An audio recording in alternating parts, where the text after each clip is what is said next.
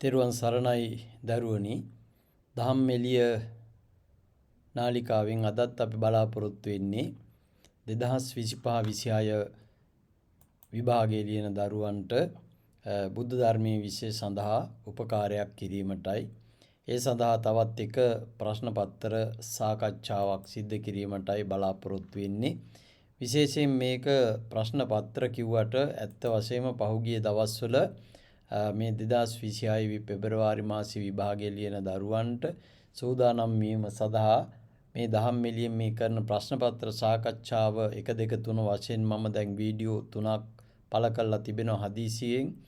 ඉතින් ඒවා බලපු සමහර දරුවෝ අපෙන් ඉල්ලීමක් කළා මේ දහම් එළිය මාර්ගයෙන් එහෙම නැත්නම් වීඩියෝ එකක් කරන්නට කියලා 7 වෙනි ප්‍රශ්නය පිළිබඳව. ඉතින් 7 වෙනි ප්‍රශ්නය පිළිබඳවයි අද අපි සාකච්ඡා කරන්නේ. එතකොට ප්‍රශ්න පත්‍රයක්ම සාකච්ඡාව නෙවෙයි 7 වෙනි ප්‍රශ්න පත්‍රය පිළිබඳව තමයි අද අපේ සාකච්ඡාව තියෙන්නේ. 7 වෙනි ප්‍රශ්නය පිළිබඳව. ඉතින් ඒක ඔබට මම මීට කලිමුත් මේ කරුණු කාරණා සිහිපත් කරලා තිබෙනවා. 7 වෙනි ප්‍රශ්නය කොටස් 4ක් අපිට ලැබෙනවා, මාතෘකා 4ක් ලැබෙනවා.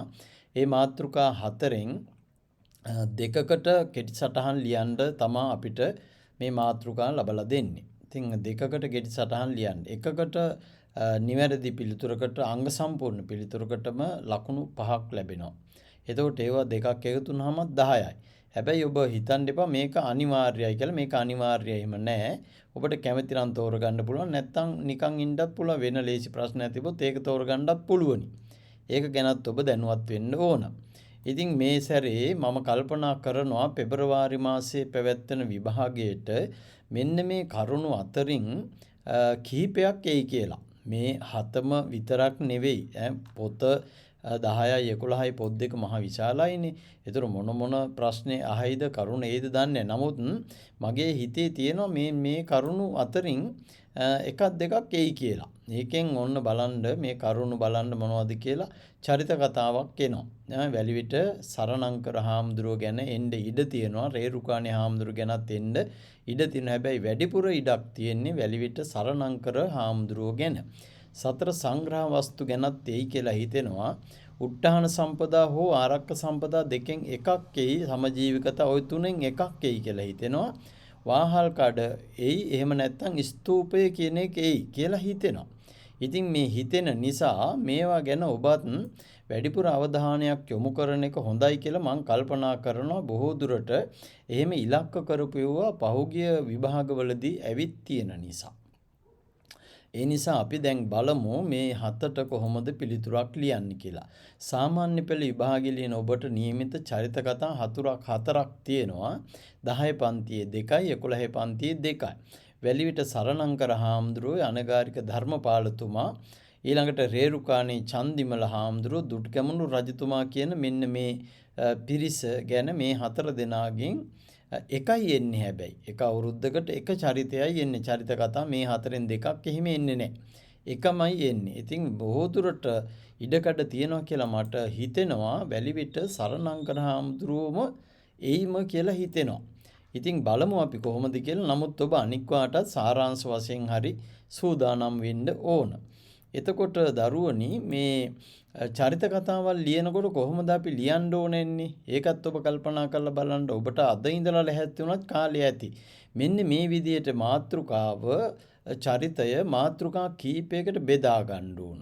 ජීවන තොරතුරු, සිදු කළ ආගමික සේවාව, ජාතික සේවාවන්, සමාජීය සේවාවන්, අධ්‍යාපනික සේවාවන්, ලැබපු තනතුරු, ගන්න පුළුවන් චරිතාදර්ශ කියලා. මෙන්න මේවා ටික අපිට ලබා ගන්න පුළුවන්කම තියෙනවා. ඉතින් ඒ නිසා මේවා අපි සාකච්ඡා කරගත්තොත් ඉතින් ඔබට හරි පහසුවක් වෙනවා. ඔබේ කෙටි සටහනක් වාගේ ලියාගත්තොත් පහසු වෙනවා. මොනවද අපි ලියන්නේ කියලා. දැන් අපි උදාහරණයක් විදිහට බලමුකෝ. මෙහෙම ජීවන තොරතුරු වලට මොනවද එකතු වෙන්න ඕනේ? ඉපදීමේ වටපිටාව, ගම කොහෙද, අම්මා තාත්තා කවුද, උපන්දිනේ මොකද්ද, ඉපදිච්ච ස්ථානය කොහෙද, ජීවත් වෙච්ච ගම් ප්‍රදේශ මොනවද, මිය ගිය දින වකවානු නොම් පොඩි ඡේදයකට කරුණු ටිකක් එකතු කරගන්න. දැන් වැලිවිට සරණංකර හාමුදුරු ගැනත් එහෙම පුළුවන්. එතකොට රේරුකාණේ හාමුදුරු ගැනත් පුළුවනි. ඊළඟට අනගාരിക ධර්මපාලතුමා පිළිබඳවත් පුළුවන්. දුටුගැමුණු රජුරු ගැනත් පුළුවන් මේ ටික හදන්න. මේ ටික සකස් කරන්න පුළුවන්. එතකොට ඒව තමයි ජීවන තොරතුරු. මුලින්ම ඡේදකින් දෙකකින් අපිට මේ ටික විස්තර කරන්න පුළුවන්. ඊළඟට අපි බලමු සිදු කළ ආගමික සේවාවන්. ඕනම චරිතයක මේ කරුණු ටික තියෙනවා. මේ කරුණු ටික ගන්න පුළුවන්. ඉදි කරපු වෙහෙර විහාර. මොකද ආගමික නේක ශාසනික සේවා කියලා තියෙන ඉඩ තියෙනවා. එහෙමත් ඔබට ලියන්න පුළුවන්. ඒ දෙකෙන් කෝක හරි කමක් නැහැ. වෙහෙර විහාර පැවිදි කරපු ගෝලයෝ නැත්තම් ශිෂ්‍යෝ හාමුදුරුවරු කවුද? ආගමික කාර්යයන් විශේෂයෙන් මේක රේරුකාණේ හාමුදුරුවන්ටයි වැලිවිට සන්නංකර හාමුදුරුවන්ටයි මේ දෙවෙනි කරුණ අදාළ වෙනවා. ඊළඟට ආගමික කාර්යයන් ඒක කවුරුත් ඔය රජවරුත් ඒක කළා. රජවරුන්ටත් ඒවා තියෙන ඔය දුටුගැමුණු රජුරුව රුවන්වැලි සෑය මිරිසවැටි වගේ හදපුවා. ඊළඟට ආරාම මේ පන්සල් දියුණු කරපෙව්වා. ඊළඟට පෙරහැර වෙසක් පෙරහැර පොසොන් පෙරහැර පැවැත්වුවා. දුටුගැමුණු රජුරුවත් කරලා තියෙනවනේ කටින පින්කම් එහෙම වෙසක් උත්සව කරලා තියෙනවා. උපසම්පදා කටයුතු විශේෂයෙන් මේක අදාළ වෙනවා මේ වැලිවිට සරණංකර හාමුදුරන්ගේ චරිතය ගැන ලියනකොට උන්වහන්සේ උපසම්පදාව ගෙනාපු එක. ඊළඟට රජවරු ගැන කියනකොට ධර්ම සංගායනත් සිද්ධ කළා. මේකට සමහර හාමුදුරුවෝ ගැනත් ආවොතින් ලියන්න පුළුවන්. ඒ ධර්ම සංගායනක් වගේ තමයි මේ අපිට වැලිවිට සරණංකර හාමුදුරුවෝ ගෙනල් මේ ශාසනය පුනර්ජීවයක් ඇති කළා ශාසනයට. ධර්ම දේශනා කිරීම, වාද විවාද දැන් මිගෙට්ටු අත්ති හාමුදුරුවෝ එහෙම චරිතයකට આવොත් යම් දවසක වාද විවාද කියන එකට ගන්න පුළුවන්. ආගමික වශයෙන් ලියපු පොතපත මේක වැලිවිට හාමුදුරුවෝත් ලිව්වා, රේරුකාණේ හාමුදුරුවෝත් ලිව්වා, අනගාരിക ධර්මපාලතුමාත් පත්‍ර ආදිය සකස් කළා. එතකොට ආරම්භ කරපු සමිති සමාගම් ඒව ගැනක් ගන්න පුළුවන්. දැන් වැලිවිට සරණංකර හාමුදුරුවෝත් ආරම්භ කළා. ඊළඟට රේරුකාණේ හාමුදුරුවන්ගෙත් තියෙනවා. ඒවා අපිට ගන්න පුළුවන් මේ සිදු කරපු ආගමික සේවාවන් විදිහට. ඉතින් චරිත කතාවක් ලියනකොට ඒ වාගේ කෙටි මේ අනුමාතෘකා සකස් කරගන්න ඕනේ. එතකොට ඔබට විභාගෙට ගිහපුවම හරිම ලේසි. මතක් වෙනවා. අංක 1ට මම ලිව්වේ මෙන්න මේවා, 2ට මේවා කියලා හොඳට මතක් වෙනවා. ඊළඟට ජාතික සේවාවන්, ජාතිය අභිවෘද්ධිය වෙනුවෙන් කරපු කටයුතු යුද්ධ කරන්න පුළුවන්. දැන් දුටුගැමුණු රජුරු යුද්ධ කළේ ශාසනය රැකගැනීමේ අපේක්ෂාවෙන්. එතකොට ඒක කොහොමද? ඊළඟට රෝහල් ඉදිකිරීම ඒවත් ඉදි කරන් සත්තුන් අබේ දානේ දීපේවා. ඊළඟට හාමුදුරුවරු මේ රණවිරුවන් වෙනුවෙන් ජාතික සේවාවන් කරන ශ්‍රී ලාංකික ජාතියක් වෙනුවෙන් සම්බුද්ධ ශාසනයේ පැවැත්ම මොකද්ද මේ ජාතියට දීපු උරුමයක් විදිහට තමයි සරණංකර හාමුදුරුවෝ කරේ. ඒතකොට ශ්‍රී ලාංකිකයා වෙනුවෙන් තමයි රේරුකාණේ හාමුදුරුවෝ මහා පොත්පත් ගොඩාක් ලිව්වේ. මිනිස්සු දැනුවත් කළේ. සමාජීය සේවාවන්, සමාජයේ වෙනුවෙන් කරපු කාර්යභාරයන්, පොදු කටයුතු, ඊළඟට පොදු කටයුතු වෙනුවෙන් කරපු සේවාවන්, සමාජ සේවා. දැන් හාමුදුරුවෝ පිණ්ඩපාතේ වැඩියා සරණංකර හාමුදුරුවෝ මුළු සමාජයක්ම අවදි කරා. සමාජයක්ම අවදි කරා. ඊළඟට අධ්‍යාපනික සේවා පිරිවෙන් ආරම්භ කරපේවා, පාසල් ආරම්භ කරපේවා. දැන් මේ සරණංකර හාමුදුරුවෝ පිරිවෙන් ආරම්භ කරන්න මුල් වුණා. සමහර පිරිවෙන් තියෙනවා. ඊළඟට පාසල් ආරම්භ කරා රේරුකාණේ හාමුදුරුවෝ. ඒ වගේ තියෙනවා. ඊළඟට අනගාരിക ධර්මපාලතුමාගෙත් ඒ ආකල්ප සංකල්ප තිබෙනවා. බෞද්ධ පොත්පත් ලියුවා. ඒ වගේ මුගතුන් ලවා පොත්පත් රජවරු එහෙම පොත්පත් ලියන්න වෙලාවක් නැති වුණත් වෙන අය ලවන් ලියවනවා. අධ්‍යාපන ආයතන නඩත්තු කිරීම සඳහා රජයෙන් මිල මුදල් පරිත්‍යාග කිරීම, ඒ සඳහා වැඩපිළිවෙළ යෙදීම, ඊළඟට ගුරුවරු වාගේට සුදුසු වේතන ලබා දීම ඔය රජයන් වලටත් කරන්න පුළුවන්. ඒතකොට රජ කෙනෙකුටත් මේ වගේ සේවාවන් ඔබට ගලපලා ගන්න පුළුවන්. ඊළඟට මේක තමයි විශේෂම කාරණේ. ලැබූ තනතුරු. මේවා නම් ඉතින් රජ කෙනෙකුට අයිති වෙන්නේ නැහැ. රජුරවන්ට ඉතින් තනතුරු ලැබෙන්න දෙයක් නැහැ. රජකම කියන්නේ ඉහළම තනතුරනේ. ඉතින් හාමුදුරුවරු ගත්තාම උන්වහන්සේලා කරපු කාර්ය වෙනුවෙන් යම් ආයතන වලින් විශ්වවිද්‍යාල වලින් පරිත්‍යාග කරපු තනතුරු තියෙනවා. ඊළඟට රාජ්‍ය අනුග්‍රහය දීලා දැන් උපසම්පදාව එහෙම ගෙන්නුවෙවා. ලෝකේ වෙනත් රටවල් වලින් දැන් අග්ග මහා පඬිත වාගේ ඔය බුරුම රට වාගේ වගින් ලැබිච්ච තනතුරු තියෙනවා. හාමුදුරන් වහන්සේලා ගැන බලනකොට විවිධ සංවිධාන වලින් ලැබූ තනතුරු තියෙනවා. මෙන්න මේවත් එකක් දෙකක් ගොඩාක් ඕනේ නැහැ. සියලුම දේවල් ඔබට ඔළුවේ තියාගෙන යන්න බෑ. එකක් දෙකක් තුනක් ලියා ගන්න. මතක සරලව තියා ගන්න ඔළුවේ. ඊළඟට ගන්න පුළුවන් චරිත ආදර්ශ. මේක නම් හැම චරිත කතාවකම අවසානයේදී අනිවාර්යෙන් සටහන් වෙන්නමට ඕන. හාමුදුරුවරුන්ගේ චරිත ආදර්ශ නිහතමානිකම, උඩඟු නොවීම, ඊළඟට ශක්ති පමණින් අනුන්ට සේවය කිරීම, තමන්ගේ විමුක්තිය ගැන, තමන්ගේ නිදහස ගැන නොසිතා අනුන්ගේ නිදහස වෙනුවෙන් කැපවීම. දුටුගැමුණු රජුරෝ ගත්තත් එහෙම ගන්න පුළුවන් උත්සාහය, කැපවීම, ඊළඟ සංවිධාන ශක්තිය, අදිෂ්ඨානශීලී බව, මේ හැම දෙයක්ම එහෙම ගන්න පුළුවන්කම තිබෙනවා.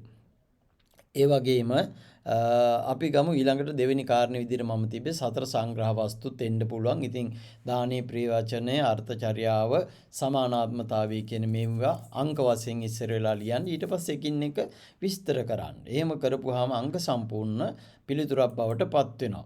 ඉතින් ඒ වගේම මේවා කෙටියෙන් විස්තර කරන්න පුළුවන් වෙන්න ඕන අංක වශයෙන් මුලින් සඳහන් කරලා ඊට පස්සේ කෙටියෙන් විස්තරයක් කරන්න ඕනේ. ඒක තමයි කෙටි සටහන් ලියනවා කියන්නේ. කෙටි සටහන් ලියනවා කියන්නේ පුංචි කොලයක පුංචිවට ලියන එක එහෙම නෙවෙයි කෙටි සටහන. ඒක වරදවා තේරුම් ගන්න එපා. අපි කෙටි සටහන් ලියනවා කියන්නේ විස්තරයක් අංග සම්පූර්ණව ලියනවා. සමහර අය කෙටි සටහන් ලියනවා භාගයක් ලියනවා නා කෙටියෙන් ලියන්නේකෝ දැන් ඇති. ඒ කියන්නේ අපි හිතමුකෝ වැලිර සන්නම් කරාමතුරු මහණුණා උපසම්පදාව ගෙන්වන්න යන තැනදී දැන් ඇති දැන් කෙටියෙන් ඇති කියලා හිතන. එහෙම නෙවෙයි. සිද්ධි ඔක්කොම ලියන්න ඕන කෙටියෙන් වැඩි විස්තර නැති වුණාට සාමාන්‍ය විස්තරයකින් ලියන්න ඕන. යම් කිසි කෙනෙකුට විශේෂයෙන් ඔබ හිතන්න නොදන්නා කෙනෙකුට මේ චරිතය කියවලා දැනුමක් ලබා ගන්න අපි කොහොමද ලියන්නේ? අන්න එහෙම කල්පනා කරන්න චරිත කතාවක් ලියනකොට. සිද්ධියක් ලියනකොට, ස්ථානයක් ලියනකොට, දෙයක් ගැන ලියනකොටත් එහෙම කරන්න ඕන.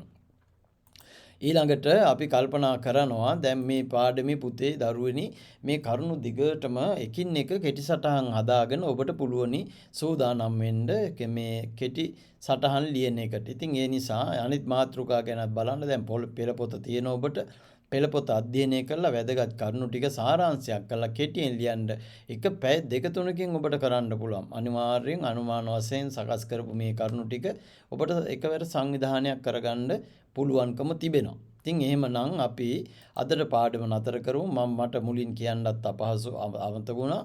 ඔබ මේ පාඩම් තවත් අයට ෂෙයා කරන්න යවන්න බලන්න. යාළුවන්ට හිතවතුන්ට ඔබගේ ගෲප් තියෙනවා නම් ඒවට යොමු කරන්න. මොකද මම මේක ඔබට නොමිලේ කරලා දෙන උදව්වක් නේ. ඉතින් මම සතුටු වෙනවා ගොඩක් අය මේක බලනවට. ගොඩක් අය ප්‍රයෝජන ගන්නවට. ඉතින් ඒ නිසා ඒ වගේම ඔබ කමෙන්ට් එකකින් ඔබගේ අදහස් ගොඩක් අය එහෙම දාලා තියෙනවා. ඉතින් මට ඔක්කොටම ආපහු පිළිතුරු දෙන්න බැරි වුණත් සමහර ඒවා ඔක්කොම වාගේ මම බලනවා. ඉතින් ඒ නිසා ඒකත් හොඳයි කියලා මම කල්පනා කරනවා. එහෙමත් කල්පනා කරමින් ඔබ සියලු දෙනාට විභාගයේ සඳහා ජයග්‍රාහී මානසිකත්වයක් ඇති වෙන්න, ශක්තිමත් මානසිකත්වයක් ඇති වෙන්න මම ආශිර්වාද කරනවා.